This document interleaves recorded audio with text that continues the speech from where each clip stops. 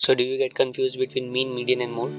If you find it difficult to understand when to use which of these measures, then make sure you watch this video till the end because I am going to clear out your confusion in the next 10 minutes. Hello all, welcome back to the channel. Today we will reveal the magic behind the numbers and learn how they can reveal the true story hidden within our data using the central tendencies, which is one of the important aspects of descriptive statistics. Before we dive into the details, let's get a brief understanding of what descriptive statistics is all about. Descriptive statistics is a branch of statistics that involves organizing, summarizing, and representing data in a meaningful way. It's like the art of storytelling, but instead of words, we use numbers and graphs to convey the story. Now let's explore the first and fundamental aspect of descriptive statistics, that is central tendencies. Central tendencies are the typical or central values in the dataset. They give us an idea of where the data centers around. There are three main measures of central tendency that we will be exploring: the mean, median, and the mode. And as I promised, I will clear out the confusion between these three, and we will also be implementing them using Python, so stay tuned till the end. Now you might be wondering, why do we need central tendencies? Imagine you have a dataset representing the ages of a group of people like 20, 25, 20, 15 and 55.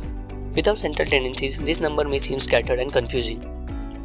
But when we calculate the mean, which is the sum of all the values divided by the number of the values, we get a clearer picture. The mean shows us that on average, the group's age is around 27 years. The median on the other hand represents the middle value of the dataset when arranged in ascending or a descending order. In this case, the median is 20. So even though we have an outlier, in this case 55, the median is not affected. It gives a better representation of the typical age in the group as compared to the mean. Lastly, we have the mode, which represents the most frequent value in the dataset.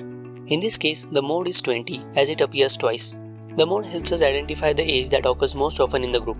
Simple, isn't it? Central tendencies are vital in descriptive statistics because they provide a snapshot of our data center. They help us summarize and understand the data more easily, making it simpler to communicate the findings to others. Now to complete your understandings in terms of implementation, let's write some codes and fetch out the central tendencies from a given data. You can find the detailed definitions of each of the terms used in the video in this particular notebook. The link of the notebook is given in the description below. So here I have already imported NumPy, and if you want to know more about NumPy, do watch the video that is attached in the end of this video. Now here I have created a NumPy array that consists of the marks of the students in maths. So math here is our NumPy array. Now we will import a library known as statistics that will help us to fetch out the central tendencies of our data. So I will write import statistics as st and run it. Now let's say I want to find the average marks scored in this subject. So I will use the function mean and we will write st.mean and I will pass math and run it.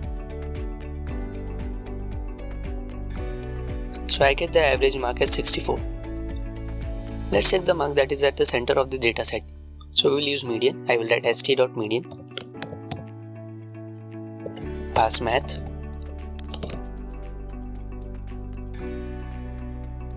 and I get 65 as the median. Now if I want to know what is the mark that has been scored by most of the students, I will use mode. So we will write st.mode, pass math in it, and we can see 55 as the most frequent mark, which has been occurred 3 times in our array. So now you have mastered the central tendencies, and I hope I have cleared all of your confusions, as it is one of the most important and easiest topic in descriptive statistics. In the next video, we will explore how measures of variability such as the range, variance, standard deviation help us understand the spread and dispersion of the data.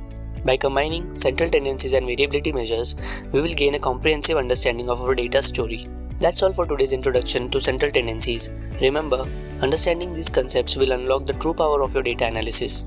If you want to know about the NumPy library, click on the video on the screen and don't forget to hit the subscribe button and the notification bell. Till then, keep learning and thanks for watching. I will see you in the next video.